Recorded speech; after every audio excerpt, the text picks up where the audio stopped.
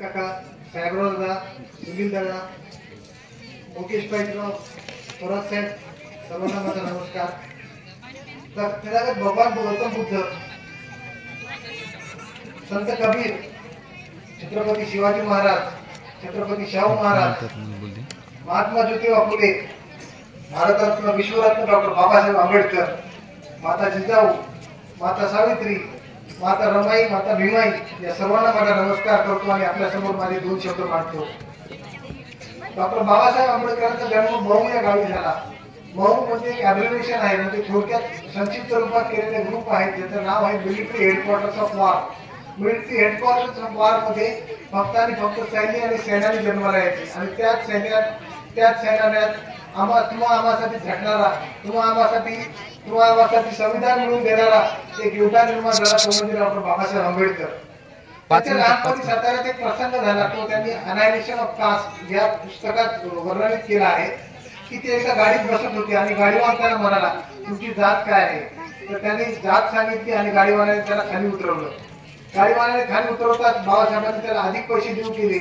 जसे अधिक पैसे देऊ केले तसंच त्यांनी त्यांना पुन्हा एकदा गाडीत बसवलं. तर बाबासाहेब म्हणतात त्याची काही चूक आहे की त्या काळी अवलंबलेल्या त्या विचारसरणीची, तिचं नाव होतं मनुस्मृती. मनुस्मृती नेमकी होती काय, तर मनुस्मृतीनुसार फक्त एका वर्णाची हत्या म्हणजे पाप आणि ते म्हणजे ब्राह्मण, आणि इतर कुठल्याही वर्णाची हत्या झाली तर ते पाप नाही, ते तो माणूसही पापी नाही, त्याला कसलाच दोषही लागत नाही. तर हा प्रसंग फार मोठा आणि मार्मिक गोष्ट त्याला बाबासाहेबांना शिकवून गेला. सोबतच एक गोष्ट आपण लक्षात घेतली पाहिजे की ज्यांची परिस्थिती बिकट असते त्यांच्या संधीला भाव असतो आणि ज्यांची परिस्थिती चांगली असते त्यांच्या परिस्थितीला सहसा भावच मिळत नाही. तर असेच भाव बाबासाहेबांना वेळोवेळी मिळत गेले आणि त्या प्रत्येक गोष्टीचं बाबासाहेबांनी संधीचं रूपांतर सोन्यातच केलं आणि त्यामुळे बाबासाहेब घडत गेले. त्याचाच एक आउटपुट, त्याचंच एक फलित म्हणून बाबासाहेबांचं नाव एका ताऱ्याला दिलं गेलंय. American association of war stars याने बाबासाहेबांचं नाव एका ताऱ्याला दिले आणि ते फक्त भारतातच नाही, विश्वातच नाही तर अंतरिक्षातही अजरामर झाले असं म्हणायला काहीच हरकत नाही. बाबासाहेबांनी वाद कधी सहन केलेच नाहीत का? बाबासाहेबांचे आणि गांधीजींचे बरेचसे वाद झाले.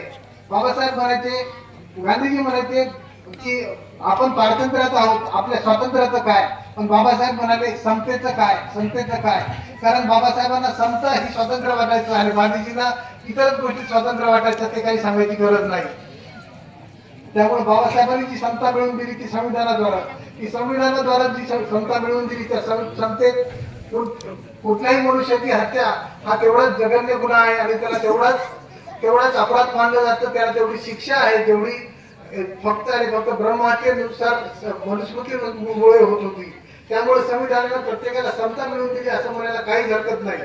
आपण आज समाजात वाद पाहतोय, समाजात वाद होत आहेत की काल परभणीचा वाद झाला, परभणीचा झालेला वाद हा संविधानावरच होता.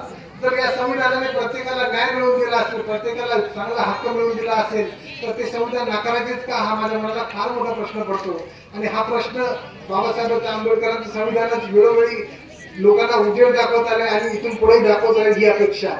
त्याचसोबत फुले चित्रपटाबद्दलचा वाद, 11 एप्रिल रोजी फुले चित्रपट प्रदर्शित होणार होता, परंतु त्याबद्दल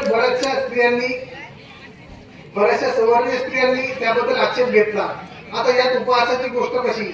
उपहासाची गोष्ट म्हणजे अशी की त्याला आक्षेप घेत आहेत त्या स्त्रिया ज्यांना शिक्षणाचा, ज्यांना घराबाहेर पडण्याचा अधिकार मिळवून दिला फुल्यांनीच, त्या स्त्रियांना स्वातंत्र्य मिळवून दिले फुल्यांनीच, आणि त्या चित्रपटाविरुद्धात त्या बुब्या आहेत आणि त्या म्हणतात की जय परशुराम तो होता ज्याने आपल्या आईचा खून केला, आईचा वध केला आणि त्या परशुरामाची त्या पुन्हा एकदा पूजा करतात किंवा त्या परशुरामाचा जय जयकार करतात.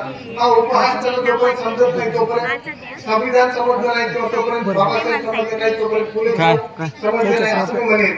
सोबतच आपल्याला एक गोष्ट लक्षात घेतली पाहिजे की आज एक समाजात एक ट्रेंड चालू आहे जो सुरुवातीला होता की उत्तम शेती, कनिष्ठ नोकरी आणि दुय्यम व्यापार, परंतु आज तसं राहिलं नाही. आज झाली ती उत्तम नोकरी, दुय्यम व्यापार आणि कनिष्ठ शेती. त्यामुळे शेतीकडे न वळता आपण सगळ्यांनी शहराकडे वळून प्रत्येकाला शिक्षणाच्या संधी उपलब्ध करून दिल्या पाहिजे असं माझं मत आहे. सोबतच मी